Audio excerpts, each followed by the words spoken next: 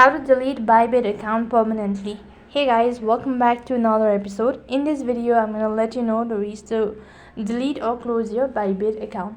So in order to delete or close your Bybit account, you have to follow the simple steps. First of all, you can go ahead and log in into your Bybit account. When you're logged in, from the home page, press on the gear icon.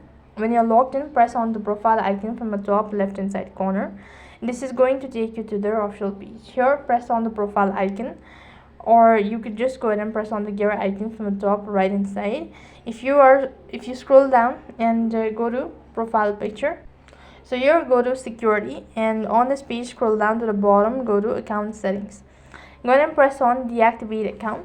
Next thing, you'll be taken to the other page where you have to go ahead and confirm the deactivation, and you can go ahead and read out the prompts, all that. So with that, you'll have successfully deleted Bybit account permanently. That's all for this video. I hope the video was helpful. Make sure to like, share and subscribe to our channel.